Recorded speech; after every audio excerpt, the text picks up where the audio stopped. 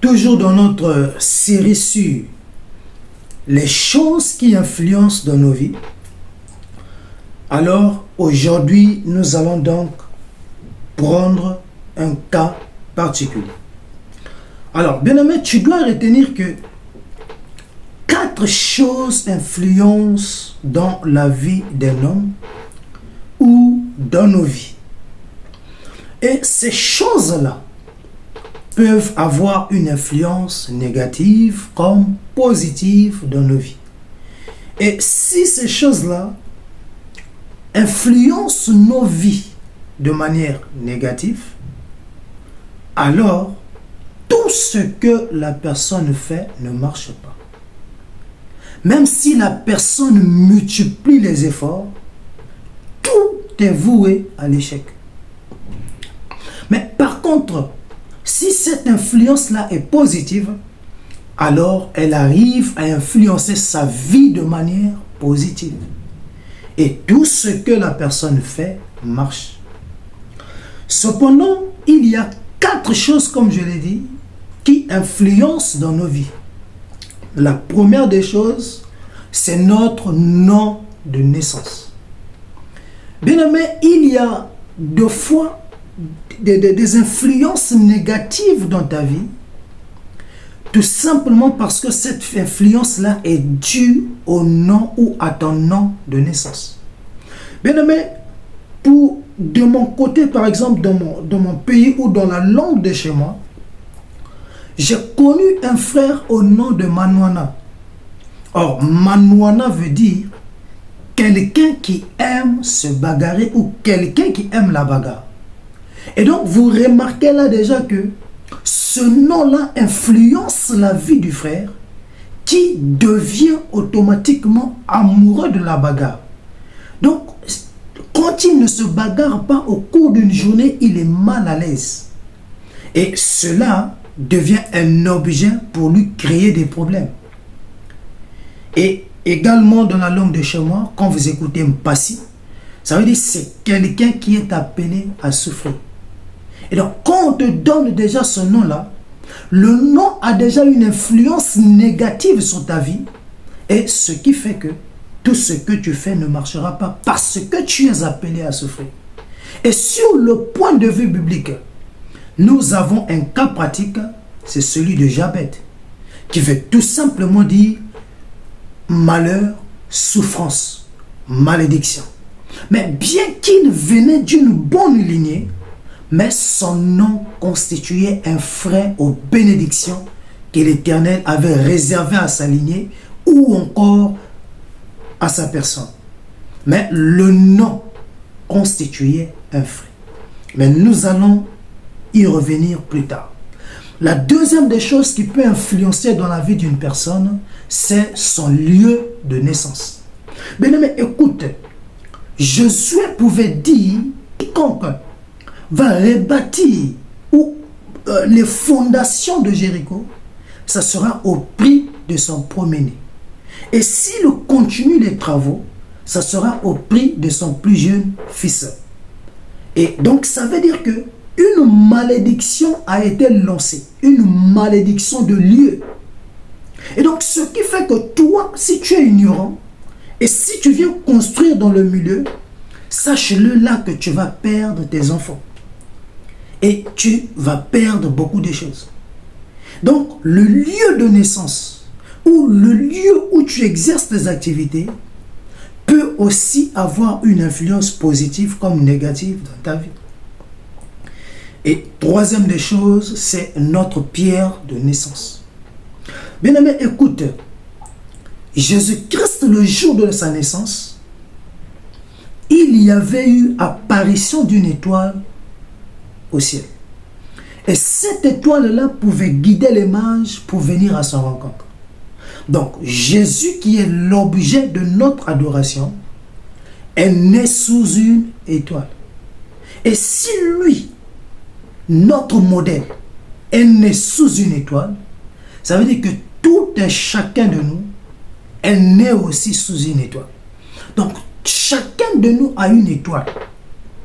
Même la Bible va plus loin dans Ézéchiel 28 pour dire que le corps de Lucifer était rempli de pierres précieuses. Et si le corps de Lucifer est rempli de pierres, et d'ailleurs même Dieu lui-même, il a des pierres tout autour de lui, combien de fois nous autres, nous aussi, nous sommes dotés de pierres. Et d'ailleurs, dans les livres d'Exode, Dieu pouvait doter une pierre de naissance à chaque tribu d'Israël. Donc chaque tribu était représentée par une pierre de naissance. Nous allons y revenir. Ça veut dire que toi aussi, mon frère, toi, ma soeur, tu as aussi une pierre de naissance. Cependant, avec nos pierres de naissance, l'on peut remarquer 3 cas. Le premier cas, lorsque la pierre continue de briller, ou soit ton étoile brille. Deuxième cas, ton étoile peut s'obscurcir ou sombrer, ou encore ta pierre peut s'obscurcir. Et le dernier cas, où la pierre peut être volée, ou encore ton étoile peut être volée. Et nous allons voir tous ces cas plus tard. Et l'autre point, ou dernier point que nous devons toucher, c'est sur la position géographique. Et c'est ça qui fera l'objet de notre étude ce jour. La position géographique. Alors, qu'est-ce qu'on entend par position géographique? Alors, par position déjà, en fait, c'est la manière dont une chose ou une personne est placée ou située. Donc, en d'autres termes, c'est l'emplacement d'une personne. Ou encore, c'est le lieu où la personne s'est installée. Ou le lieu où la personne a décidé d'habiter. Voilà la position. Maintenant, quand on parle de géographique, dans géographique, il y a géographie. C'est toute une science, c'est vrai, mais nous allons nous limiter sur une petite définition qui va donc nous aider à mieux évoluer dans notre enseignement. Et donc, du point de vue géographique, on va tout simplement dire que c'est l'ensemble des caractères qui constituent la réalité physique et humaine d'une région. Donc, la position t'installe dans une région. Maintenant, la géographie te renseigne sur les réalités et le fonctionnement physique, ou encore, ici dans notre cas spirituel, de cette région, de cette ville, de ce quartier ou de ce pays-là. Et c'est pour dire que la position géographique peut avoir de l'impact ou une influence positive comme négative sur la vie d'une personne. Et nous allons prendre un cas pratique pour étudier cela. C'est Genèse 12, verset 1 à 4. L'Éternel dit à Abraham, va-t'en de ton pays. Il lui dit de partir de son pays, de sa patrie et de la maison de son père. Et il lui dit qu'il va lui conduire dans un autre pays qu'il va lui montrer. Je ferai de toi, c'est-à-dire Abraham, une grande nation, et je te bénirai, je rendrai ton nom grand, et tu seras une source de bénédiction. Je bénirai ceux qui te béniront, et je maudirai ceux qui te maudiront. Et toutes les familles de la terre seront bénies en toi. Et par la suite, le verset 4 peut nous dire que Abraham, sans poser des questions, quitta le lieu et partit, selon les directives du Seigneur. Bien-aimé, Abraham, fils de Térak, était né sous une étoile. Et il était appelé à faire et accomplir de grandes choses. Mais cependant, il était né à Ur. Et Ur était un pays où l'adoration ne s'adressait pas au Dieu créateur des cieux et la terre. Mais l'adoration partait vers les dieux idoles.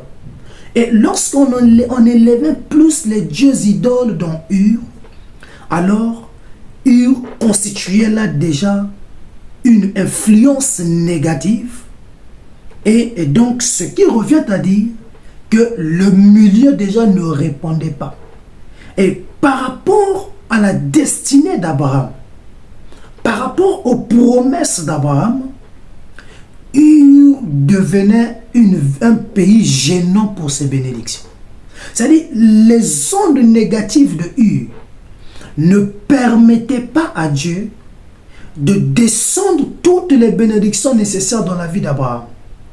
Tout simplement parce que sa position géographique à Ur constituait un frein. Il y avait là derrière cela une influence négative qui pouvait constituer un frein aux bénédictions de l'Éternel.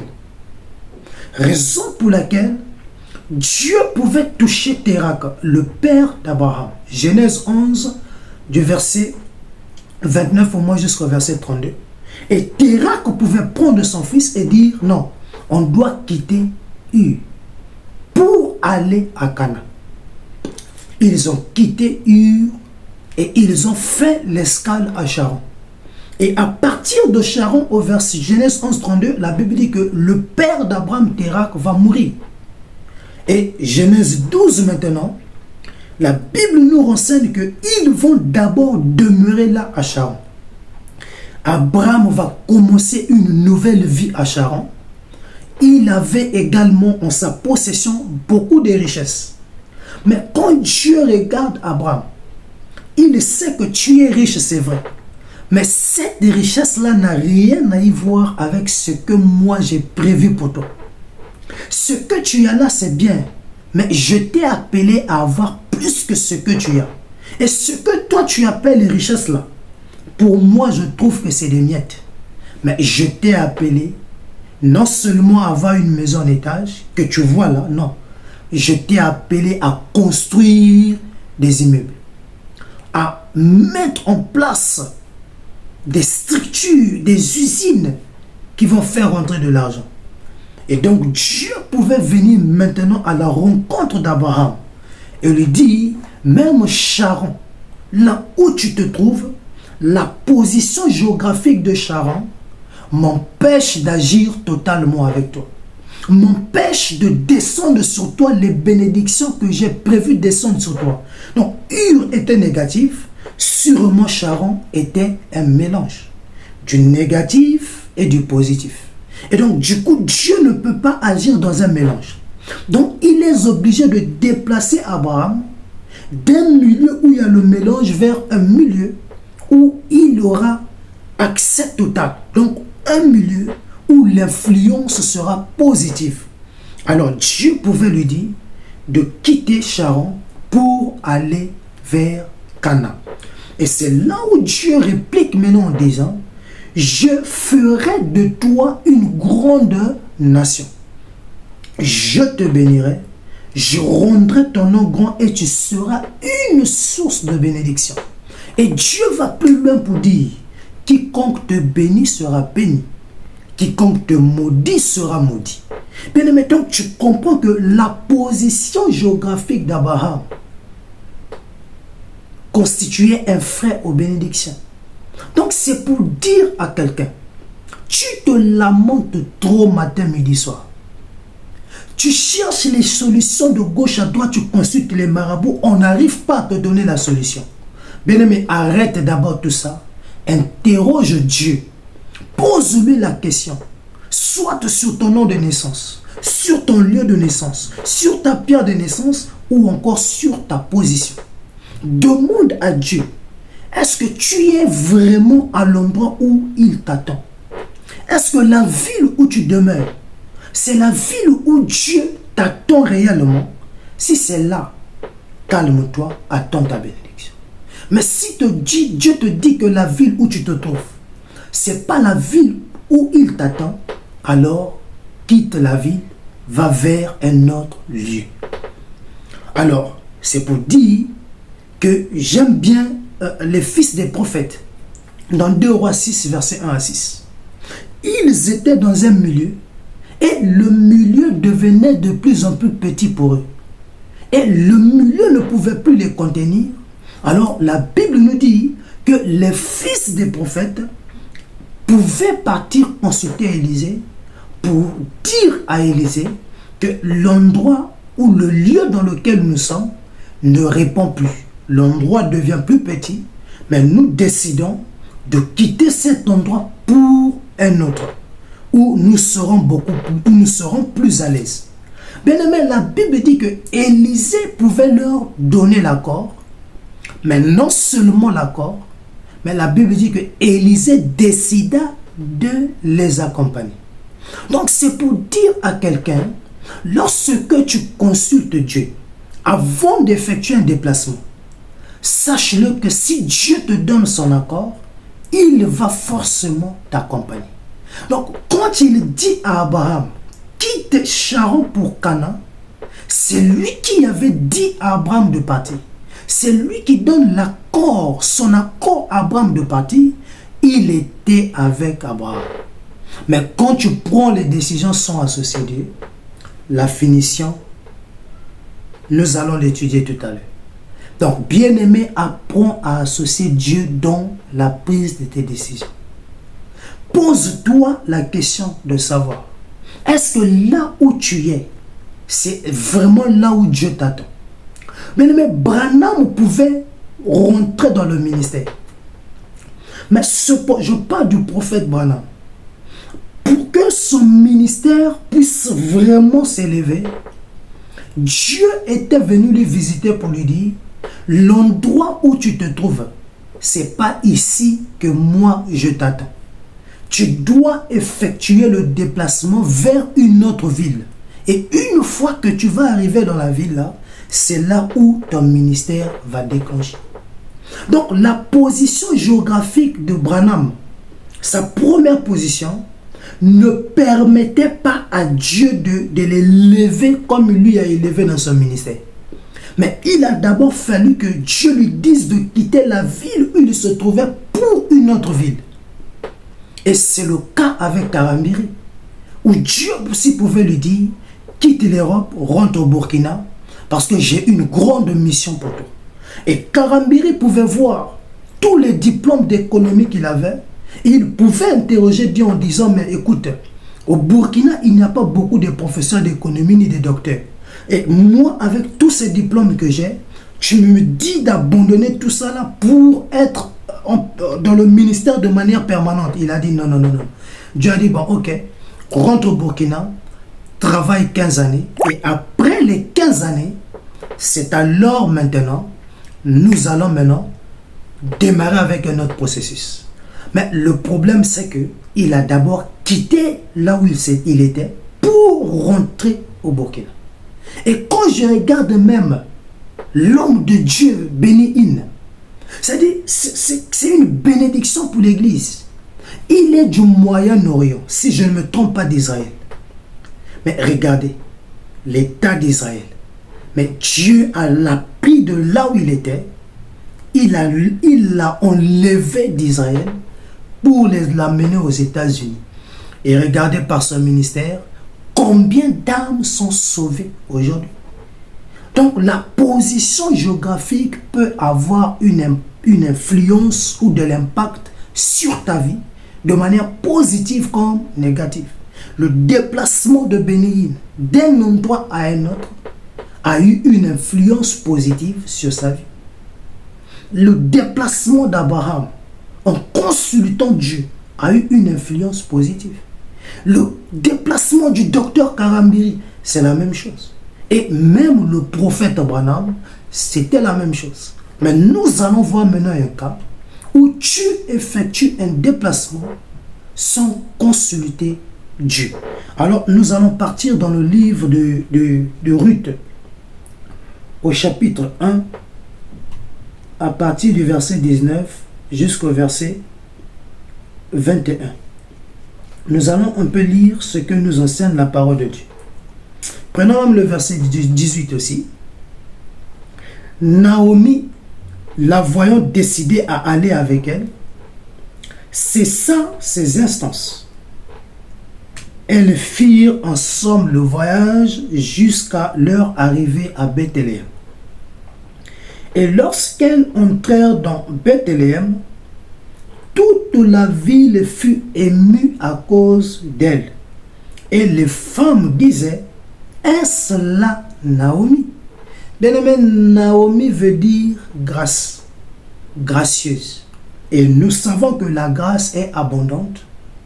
Et la grâce n'a pas besoin d'aide. La grâce est suffisante.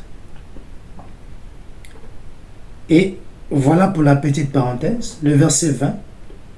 Et quand les filles ont vu, tiens, là c'est Naomi. Le verset 19-20 maintenant. Naomi leur dit, ne m'appelez pas Naomi, appelez-moi Mara, car le Tout-Puissant m'a rendu amertume. Bien-aimé, Naomi qui veut dire grâce, c'est comme un peu le sucre. Mais elle dit, ne m'appelez plus Naomi, mais appelez-moi amère. Ah, ça veut dire qu'il y a eu un problème. Ça veut dire qu'il y a eu une situation qui a amené cette femme-là à renier même son nom, à renier son identité. Et le verset 21 explique le pourquoi. Elle dit, j'étais dans l'abondance à mon départ. Ah, il y a eu un départ. Ça veut dire que départ qui traduit un déplacement d'un lieu à un autre. Et l'Éternel me ramène les mains vides. Il y a eu un départ pendant une période. Et par la suite, nous remarquons là qu'il y a eu un retour.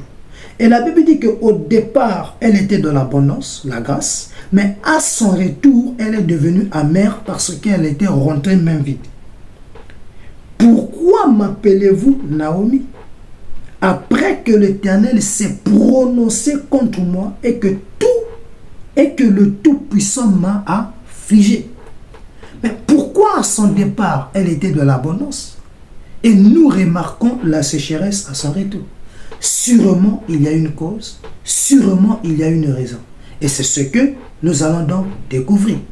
Et nous partons au chapitre 1 de Ruth, verset 1. Du temps des juges, il y eut une famine dans le pays. Ah. Donc, il y a un pays. Et dans ce pays-là, il y eut une famine. Et dans le pays-là, il y avait un homme de Bethléem de Juda. Que veut dire Bethléem? Bien aimé, Bethléem veut dire la maison du pain. C'est la maison où il n'y a manque de rien. C'est une maison où il y a de l'abondance. Et on dit encore Bethléem de Juda. Ça veut dire que là, c'était un pays ou une ville, si tu veux, prophétique, très bénie de Dieu, parce que par cette ville, il y avait une promesse, la venue du Seigneur Jésus-Christ.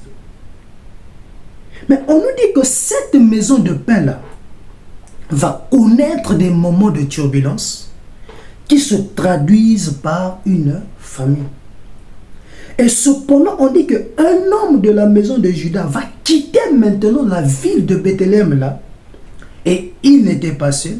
Il va prendre sa femme et ses 2 fils avec lui pour aller séjourner dans un autre pays que la Bible appelle le pays de Moab. Et ceux qui habitent à Moab, on les appelle les Moabites.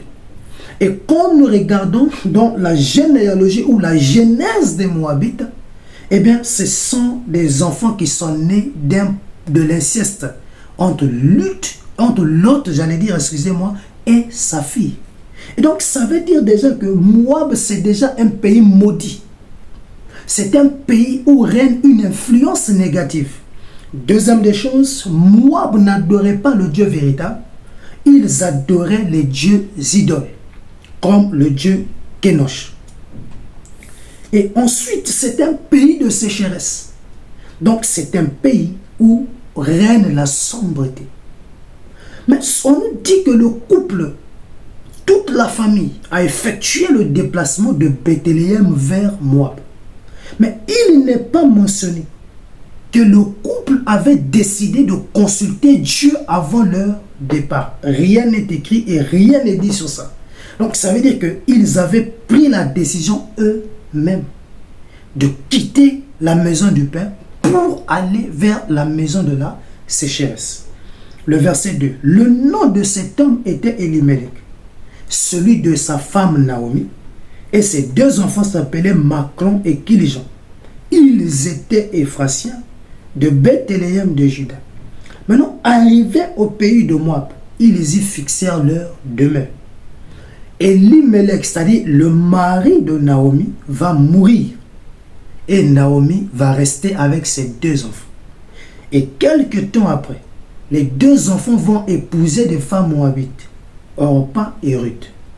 Et 10 ans après, dit la Bible, les deux enfants de Naomi vont aussi mourir. Et Naomi va rester toute seule. Elle perd son mari, ses deux enfants et toutes les richesses qu'elle avait sur elle. Et donc, elle va se retrouver dans une situation où elle va rester seule avec ses deux belles filles. Donc, elle a perdu sa raison de vivre, sa famille. Tout simplement parce qu'elle avait quitté le bon pays, le bon lieu, pour aller vers un autre pays. Parce qu'elle avait remarqué que dans le pays du départ où elle était, il y avait une période de famine. Or, bien-aimé, ce n'est pas parce qu'il y a la famine dans ton pays que tu vas dire que ce n'est pas le lieu où Dieu t'attend. Non.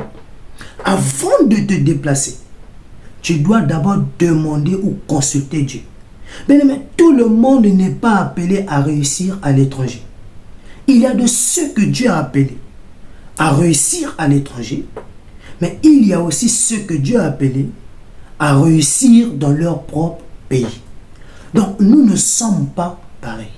Et il y a aussi ceux que Dieu a mis à cheval entre l'étranger et le pays,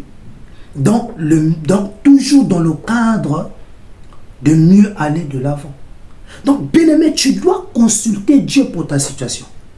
La ville où tu te trouves, est-ce que c'est vraiment là que Dieu t'a appelé, que c'est là où Dieu t'attend réellement? Si c'est là que Dieu t'attend, si tu constates que toutes tes prières, Dieu t'oriente en disant que c'est là, même s'il y a la famine, calme-toi. Même si en Égypte il y avait la famine, Dieu pouvait donner des paroles de sagesse à Joseph, afin de lui donner les tactiques et de savoir comment sortir l'Égypte de la famine. Quand Dieu t'appelle dans une ville, même s'il y a la guerre, Dieu va t'épargner. Même s'il y a des hauts et les bas, Dieu va toujours t'amener à une position où toi, tu auras une vie différente par rapport aux autres. Et tout ce que tu feras dans ce pays-là réussira. Malgré l'opposition, malgré tout ce que les gens vont faire contre toi, tu finiras toujours par être victorieux. Même si les gens de la ville, les gens de ton quartier complotent contre toi, tu seras toujours victorieux. Ça, c'est quand Dieu t'appelle à régner dans une ville. Maintenant, s'il ne t'a pas appelé à régner dans ce milieu, il va forcément te dire de quitter cet endroit pour un autre par rapport à une position géographique. Mais par contre, Naomi n'avait pas su consulter Dieu, mais elle a juste vu les événements, elle a vu les choses dans le physique, elle n'a pas pris le temps de demander la direction divine. Automatiquement, elle a quitté la maison du pain pour aller séjourner là où il y a une onde négative. Et l'influence du milieu par rapport à sa position géographique, alors cela a constitué pour elle une période de turbulence. De telle sorte que l'influence du milieu a influencé sa vie de manière négative et cela l'a amené à perdre tout ce qu'elle avait. Et elle pouvait se dire non, je ne peux pas demeurer dans cette ville. Parce que c'est l'image de quelqu'un qui effectue un déplacement Et quand tu arrives dans une terre étrangère, malgré tout ce que tu fais, ça ne réussit pas. Quand tu travailles, l'argent que tu gagnes, tu payes juste le loyer, tu payes les factures et au finish, tu te retrouves main vide. Donc en fait, c'est comme si tu travaillais seulement pour survivre. Et quand tu travailles, c'est du matin jusqu'au soir. C'est sans repos. Et là, tu t'appelles même des maladies bizarres. Tu n'as pas d'assurance maladie, bien aimé. Et toi-même, tu n'as pas de titre de séjour. Et donc, même pour sortir, c'est tout un problème. Et donc, tu comprends là que, est-ce que c'est vraiment là que Dieu m'attend? Bien aimé, si c'est là que Dieu t'attend, malgré toutes ces situations, tu auras toujours un confort. Mais si ce n'est pas là que Dieu t'attend, consulte-le, il va te donner la direction divine. Raison pour laquelle vous allez remarquer avec Karambiri, quand il a fini avec ses études, Dieu l'a dit, je t'attends au Burkina. Et donc, c'est pour dire qu'il a écouté la voix de Dieu, il est rentré. Aujourd'hui, il a plus de 7000 églises, si je ne me trompe pas. Et regardez combien d'âmes sont gagnées par son ministère. Donc, c'est pour vous dire, bien-aimés, soyons attentifs à la voix de Dieu et marchons selon les principes de l'Éternel. Prenons les décisions en associant Dieu. Attendons les directives venant de Dieu. C'est alors que nous serons sous une couverture. Mais Naomi n'a pas su consulter Dieu. Elle avait tout perdu. Raison pour laquelle elle pouvait dire, à mon départ, j'étais en abondance. Et pourtant, elle était très bien dans son pays parce que c'est là où Dieu voulait la bénir. La position géographique de Naomi à Bethléem la rendait libre, la donnait la joie et le bonheur. Elle vivait dans l'abondance. Mais suite à une petite période de turbulence, tellement qu'elle était habituée au bonheur, elle s'est dit non, je ne peux pas supporter. Automatiquement, elle et son mari ont quitté la ville. Or, c'était là leur plus grande erreur. Mais tu peux servir Dieu, oui. Mais cela ne veut pas dire que tu ne vas pas connaître le désert. Chaque chrétien est appelé à croiser un désert dans sa vie.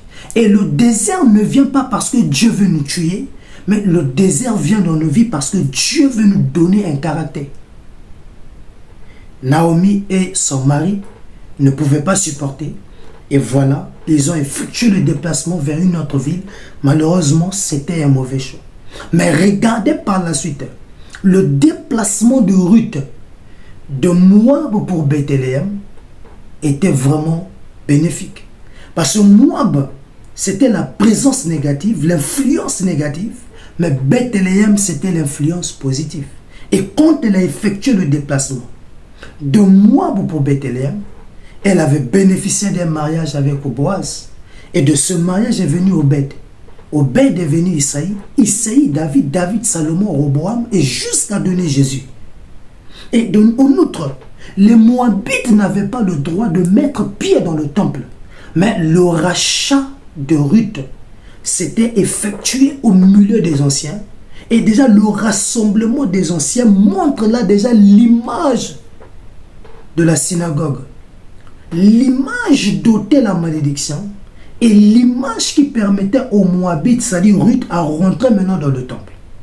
Vous comprenez? Donc, ce mariage-là a été bénéfique pour elle. Et le déplacement de Naomi, et de Ruth, j'allais dire, de Moab pour Bethléem était très bénéfique. Pourquoi? Parce que sa position géographique à Bethléem était extraordinaire. Parce qu'elle s'accompagnait, c'est-à-dire que cette influence-là s'accompagnait d'une puissance positive qui pouvait influencer sa vie de manière positive. Lorsqu'elle arrive à Bethléem, elle bénéficie de toutes les bénédictions de Bethléem. Mais par contre, Naomi, qui était à Bethléem avant, qui vivait une vie d'abondance, en partant à Moab, elle avait tout perdu. Donc c'est pour vous dire, apprenons à consulter Dieu avant d'effectuer un déplacement. Apprenons à consulter Dieu par rapport à notre position géographique. Mais si les choses ne marchent pas, pose-toi la question de savoir quel est ton nom, ton lieu de naissance, ta pierre de naissance et ensuite ta position géographique. Et c'est en te posant des questions que Dieu pourra t'orienter. Et quand tu constates que les choses ne marchent pas, tout ce que tu fais est ta voie à l'échec, bien-aimé, commence à interroger Dieu. J'ai connu un frère qui dit qu'il est dans un pays depuis 5 ans. Et tout ce qu'il fait ne marche pas. Alors lui-même, il s'est dit, non, je ne suis pas au bon endroit. Il a consulté Dieu et Dieu lui a dit, oui, tu étais venu ici pour une mission, mais ta mission a pris fin parce que je ne t'attends pas là. Et si tu étais là pour un moment, pour que je puisse te donner un caractère, mais là je pense que tu es prêt, il est temps que tu quittes ce lieu pour un autre. Comme il l'a fait avec Abraham, quitte Charan, va vers Canaan. Que Dieu vous bénisse. Père, merci pour ce moment d'enseignement. Que ton nom soit béni, que ton nom soit loué. Au nom puissant du Seigneur Jésus, que les âmes soient gagnées, sauvées par ce message. In Jesus' name, Amen.